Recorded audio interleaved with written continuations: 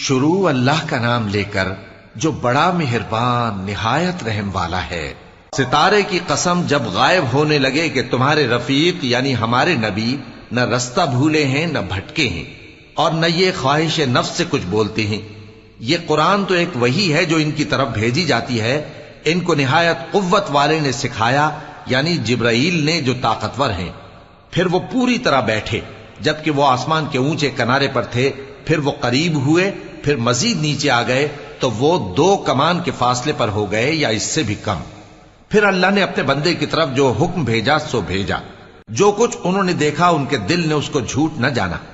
کیا جو کچھ وہ دیکھتے ہیں تم اس میں ان سے جھگڑتے ہو؟ اور انہوں نے اس کو یعنی جبرائیل کو ایک اور بار بھی اترتے دیکھا ہے سدرۃ المنتہا کے پاس۔ اسی کے پاس ہمیشہ رہنے کی بہشت ہے، جبکہ اس بیری پر چھا رہا تھا جو چھا رہا تھا۔ ان کی آنکھ نہ تو اور طرف مائل ہوئی اور نہ حد سے آگے بڑھی۔ انہوں نے اپنے پروردگار کی قدرت کی بہت ہی بڑی بڑی نشانیاں دیکھی۔ بھلا تم لوگوں نے لات اور عزا کو دیکھا اور تیسری مورتی یعنی منات کو؟ مشرکو، کیا تمہارے لیے تو بیٹے ہوں اور اللہ کے لیے بیٹیاں؟ یہ تو بہت ہی بے انصافی کی تقسیم ہوئی۔ وہ تو صرف نام ہی نام ہے جو تم نے اور تمہارے باپ دادا نے رکھ لیے ہیں، اللہ نے تو ان کی کوئی سند نازل نہیں کی۔ یہ لوگ محض خیال و گمان اور خواہشات نفس کے پیچھے چل رہے ہیں، حالانکہ ان کے پروردگار کی طرف سے ان کے پاس ہدایت آ چکی ہے۔ کیا جس چیز کی انسان آرزو کرتا ہے وہ اسے ضرور ملتی ہے؟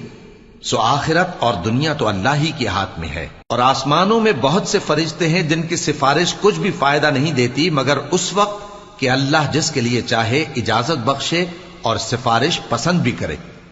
جو لوگ آخرت پر ایمان نہیں لاتے وہ فرشتوں کو لڑکیوں کے نام سے موسوم کرتے ہیں، حالانکہ ان کو اس کی کچھ خبر نہیں۔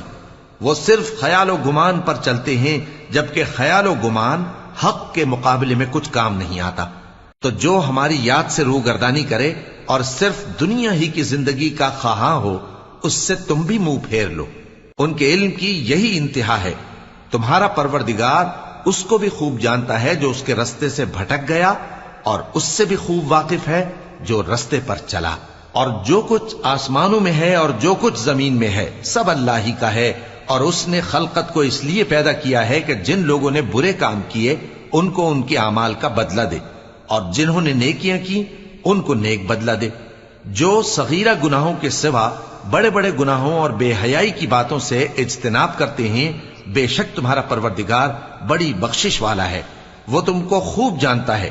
جب اس نے تم کو مٹی سے پیدا کیا اور جب تم اپنی ماؤں کے پیٹ میں بچے تھے تو اپنے آپ کو پاک صاف نہ جتاؤ۔ جو پرہیزگار ہے وہ اس سے خوب واقف ہے۔ بھلا تم نے اس شخص کو دیکھا جس نے منہ پھیر لیا اور تھوڑا سا دیا پھر ہاتھ روک لیا؟ کیا اس کے پاس غیب کا علم ہے کہ وہ اسے دیکھ رہا ہے؟ کیا جو باتیں موسیٰ کے صحیفوں میں ہیں ان کی اس کو خبر نہیں پہنچی؟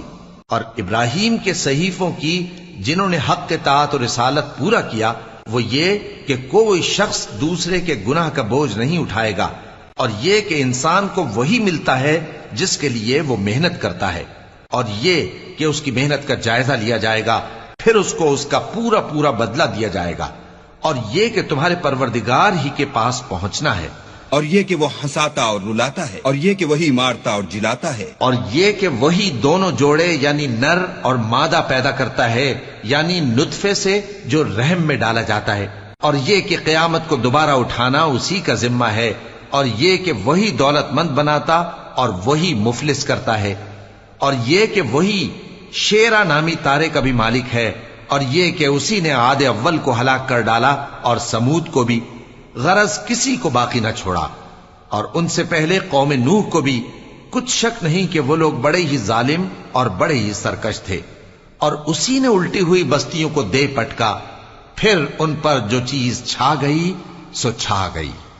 تو اے انسان، تو اپنے پروردگار کی کون کون سی نعمت پر جھگڑے گا؟ یہ پیغمبر بھی پہلے کے خبردار کرنے والوں میں سے ایک خبردار کرنے والے ہیں۔ آنے والی یعنی قیامت قریب آ پہنچی، اس دن کی تکلیفوں کو اللہ کے سوا کوئی دور نہیں کر سکے گا۔ اے کافرو، کیا تم اس کلام پر تعجب کرتے ہو اور ہنستے ہو اور روتے نہیں؟